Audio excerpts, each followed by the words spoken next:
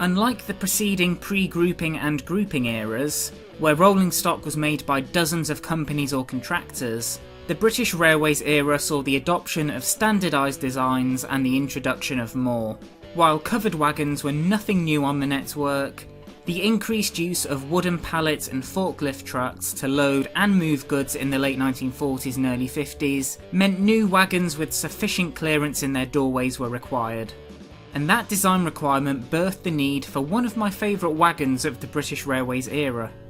Just as I was about to buy a kit of one, Bachmann announced their brand new ready-to-run model of the BR pallet vans, or Palvans for short. I've seen these preserved at a good number of heritage railways, which isn't surprising considering almost 2,400 were made. As a great go-anywhere wagon for my heritage railway themed layout, I snapped one up for £29.70 from Rails of Sheffield, which is a small discount off the £34.95 recommended retail price. I went for the late BR bauxite livery, as that was the closest match to the wagons I've seen in person. Also inside the box was a small accessory pack, containing brake pipes to fit and also a set of 3-link couplers. I've never seen an accessory pack in a Bachmann wagon before, so it's a neat offering that adds some additional value to the wagon. A nice diagram shows what can be fitted at the owner's leisure. The wagon itself has a solid, even bauxite livery on all sides, covering a body that has high fidelity in its moulded detail. The off-centre pallet doors and the cross-braced framing on the main body have a plethora of hinges, frames, and plenty of rivets, making this look far more complex than a lot of other pre-grouping and grouping covered wagons. The decals offer a splash of white and yellow and are applied straightly and clearly, if not quite as crisp as those seen on models from Rapido and Acura scale. The wagon's ends are as detailed as the sides, and it's here the most noticeable separately fitted parts can be seen. I'm not an expert on the prototype, so I'm not sure what this protrusion is for, but from above we can also see the door handles are separately fitted pieces as well. I was expecting this to maybe have moulded detail only, so some additional separate pieces beyond the door handles are great to see. When you get down and look below the model, you can see where most of the separate details have been stashed. Underneath you get the full suite of brake rigging, levers, rodding, shoes and all. In some ways it's more impressive in construction and execution than the main body. NEM pockets can also be seen, as expected. The chassis also has multi-part, brilliantly moulded axle boxes over the wheels, and unsprung OLEO buffers on the buffer beams. The buffer beams aren't left to languish with unfitted details though. There are lamp irons and the chainless hooks are fitted as standard, so can be swapped out for the 3-link couplers. That leaves one less empty hole on the model as received. On the scales, the Palvan comes in at 39 grams, roughly on par with other covered wagon offerings from Rapido. The back-to-back gauging of the wheels is 14.5mm, right on the standard. As far as I'm concerned, Bachmann have done an excellent job of capturing the Palvan in model form. The body and underframe are meticulously crafted. The next step is to see how it performs down on the track.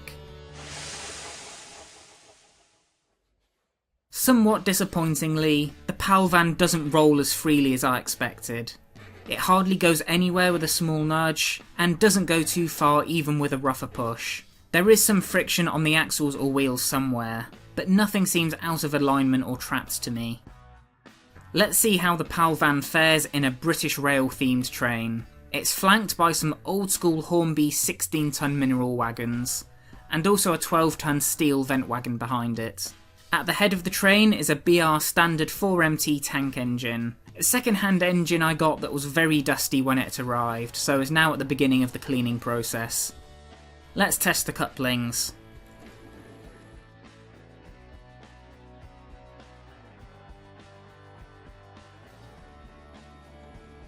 The NEM couplers have hooked up fine, even to the older moulded tension locks of the vintage Hornby wagons.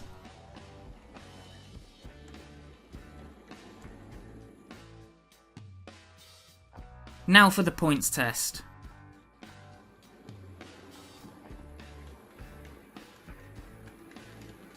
The Palvan glides over the streamlined points, much more smoothly than the metal-wheeled mineral wagon.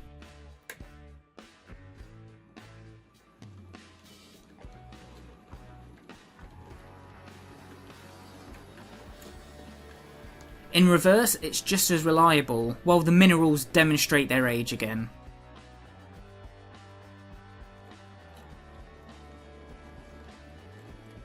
Baseboard joins don't faze the Palvan either.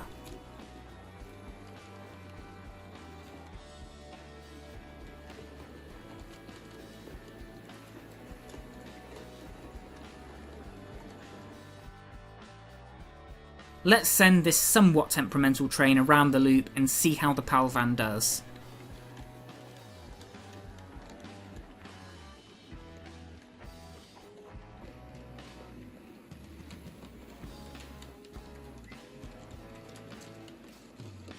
The curved bore join that some Rapido stock seem sensitive to has posed no problems.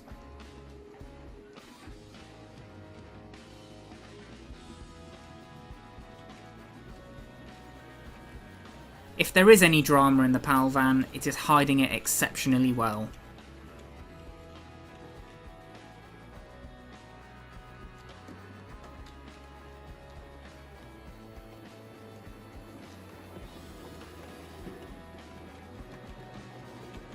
Even amongst less than ideal rolling stock with ancient couplers, the performance isn't faltering. Despite the lack of free rolling ability, it's proving to be reliable and solid, exactly what you want from any railway wagon.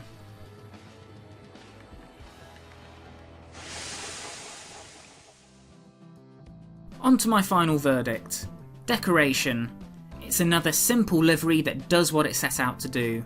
The frame, body and roof are all spotless with no paint bleeds or fades. The decals aren't the crispest in the business, but are perfectly acceptable. The Palvan looks exactly as I hoped and expected. Details and features.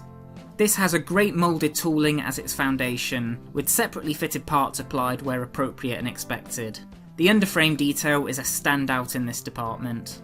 The inclusion of brake pipes and 3-link couplers in an accessory bag was a nice touch as well. Besides opening doors, which would be quite fragile with accurate hinges at this scale, and maybe a fun pallet, there's not much else I can think could have been included with this wagon.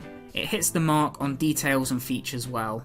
Quality. Generally, this was good all round. No massive quality issues made themselves apparent, besides the free rolling performance. From a build quality standpoint, this is solid and robust.